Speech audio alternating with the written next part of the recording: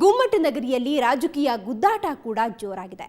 ಬಿಜಾಪುರ ನಗರ 3 ಪ್ರಮುಖ ಪಕ್ಷಗಳಿಗೆ ಪ್ರತಿಷ್ಠೆಯ ಅಖಾಡವಾಗಿದೆ. ಹಾಗಾದ್ರೆ ಜಿಲ್ಲೆಯಲ್ಲಿರೋ ಜಿದ್ದಾಜಿದ್ದಿಯ ದಿಗ್ಗಜರ ಕ್ಷೇತ್ರಗಳು ಯಾವುವು ಅಂತ ಬನ್ನಿ ನೋಡೋಣ.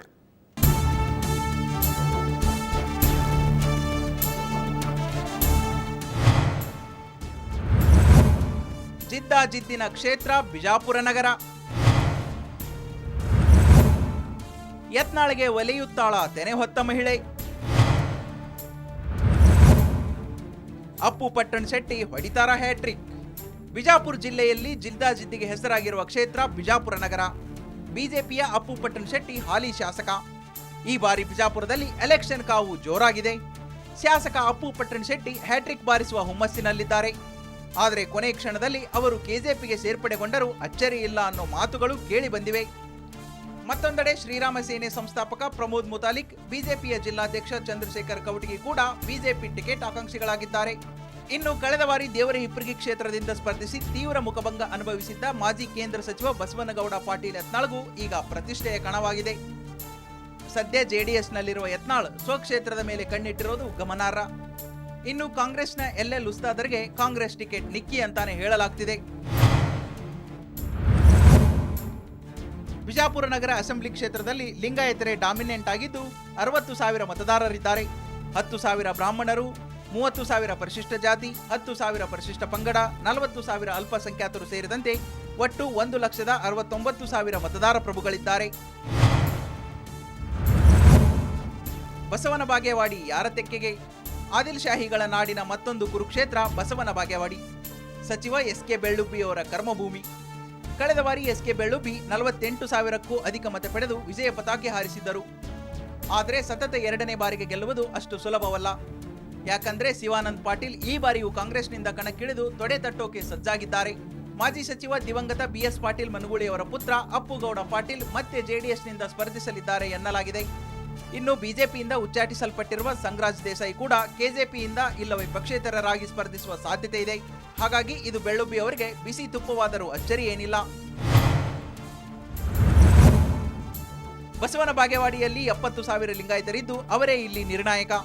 ಉಳಿದಂತೆ 3,000 ಬ್ರಾಹ್ಮಣರು, 30,000 ಪರಿಶಿಷ್ಟ ಜಾತಿಯವರು, 10,000 ಪರಿಶಿಷ್ಟ ಪಂಗಡದವರು, 20,000 ಅಲ್ಪಸಂಖ್ಯಾತರು, 28,000 ಇತರೆ ಜಾತಿಯವರನ್ನು ಸೇರಿ ಒಟ್ಟು 1,60,000 ವೋಟರ್ಸ್ ಇದ್ದಾರೆ. ದೇವರಹಿಪ್ಪರಿಗೆಯಲ್ಲಿ ಯಾರಿಗೆ ಲಾಟರಿ?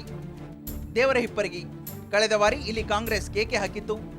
ಎಎಸ್ ಪಾಟೀಲ್ ನಡಹಳ್ಳಿ 2008ರಲ್ಲಿ ಬಸವನಗೌಡ ಪಾಟೀಲ್ ಯತ್ನಾಳರಿಗೆ ಸೋಲುಣಿಸಿದ್ದರು.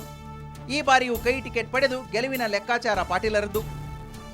ಆದರೆ ಕಳೆದ ಬಾರಿ ಟಿಕೆಟ್ ವಂಚಿತರಾಗಿ ನೇಪಥ್ಯಕ್ಕೆ ಸರಿದಿರುವ ಬಿಎಸ್ ಪಾಟೀಲ್ ಸಾಸ್ನೂರರ ಪುತ್ರ ಸೋಮನಗೌಡ ಈ ಬಾರಿ ಬಿಜೆಪಿಯಲ್ಲಿ ಗುರುತಿಸಿಕೊಂಡಿದ್ದಾರೆ. ಈ ಬಾರಿ ಅವರಿಗೆ ಕಮಲದ ಟಿಕೆಟ್ ಸಿಕ್ಕರೂ ಆಶ್ಚರ್ಯವೇನಿಲ್ಲ. ಇನ್ನು ಶಿವಪುತ್ರಪ್ಪ ದೇಸಾಯಿ ಬಿಎಸ್ಆರ್ ಸೇರ್ಪಡೆಗೊಂಡಿದ್ದು ಅವರೇ ಈ ಬಾರಿ ಸ್ಪರ್ಧಿಸುತ್ತಾರಾ ಇಲ್ಲವೇ ತಮ್ಮ ಮಕ್ಕಳಿಗೆ ಟಿಕೆಟ್ ಕೊಡಿಸುತ್ತಾರಾ ಅನ್ನೋ ಕುತೂಹಲ ಮೂಡಿದೆ. ದೇವರಹಿಪ್ಪರಗಿ ವಿಧಾನಸಭಾ ಕ್ಷೇತ್ರದಲ್ಲಿ 70,000 ಲಿಂಗಾಯತ ಮತದಾರರಿದ್ದಾರೆ.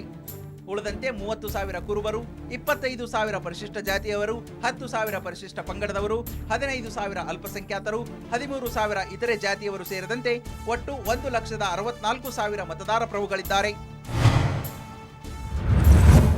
ಇಂಡಿ ಯಾರಿಗೆ ಗೆಲುವಿನ ಸಿಹಿ ತಿಂಡಿ? ರಾಜ್ಯ ರಾಜಕೀಯದಲ್ಲಿ ಸಾಕಷ್ಟು ಗಮನ ಸೆಳೆದಿರುವ ಕ್ಷೇತ್ರ ಭೀಮಾ ತೀರದಲ್ಲಿರುವ ಇಂಡಿ. ಡಾಕ್ಟರ್ ಸಾರ್ವಭೌಮ ಬಗಲಿ ಈ ಕ್ಷೇತ್ರದ ಹಾಲಿ ಬಿಜೆಪಿ ಶಾಸಕ.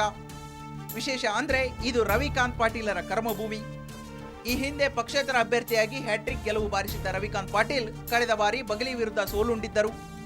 ಪಕ್ಷೇತರ ಪರೀಕ್ಷೆ ಸಾಕು ಅನ್ನೋ ನಿರ್ಧಾರಕ್ಕೆ ಬಂದಿರುವ ರವಿಕಾಂತ್ ಪಾಟೀಲ್ ಈ ಬಾರಿ ತೆಂಗಿನಕಾಯಿ ಹಿಡಿದಿದ್ದಾರೆ. ಹಾಗಾಗಿ ಇಂಡಿ ಕ್ಷೇತ್ರ ಈ ಬಾರಿ ಸಾಕಷ್ಟು ಜಿದ್ದಾಜಿದ್ದಿನ ಹೋರಾಟಕ್ಕೆ ಸಾಕ್ಷಿಯಾಗೋದಂತೂ ಪಕ್ಕಾ.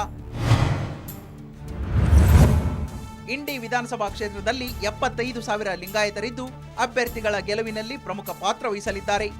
ಉಳಿದಂತೆ 40,000 ಪರಿಶಿಷ್ಟ ಜಾತಿಯವರು, 15,000 ಪರಿಶಿಷ್ಟ ಪಂಗಡದವರು, 20,000 ಅಲ್ಪಸಂಖ್ಯಾತರು, 22,000 ಇತರೆ ಜಾತಿಯವರಿದ್ದು ಒಟ್ಟು 1,73,000 ಮತದಾರರಿದ್ದಾರೆ.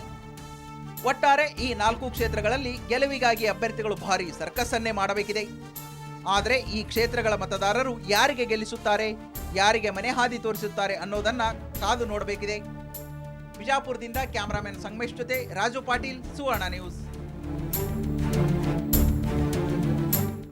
ಬಿಜಾಪುರ ಜಿಲ್ಲೆಯ ಇನ್ನುಳಿದ ಕ್ಷೇತ್ರಗಳಲ್ಲೂ ಅಚ್ಚರಿಯ ಹಣಾಹಣಿ ಇದೆ. ಅದನ್ನ ನೋಡೋಣ ಮತ್ತೊಂದು ಬ್ರೇಕ್ನ ನಂತರ.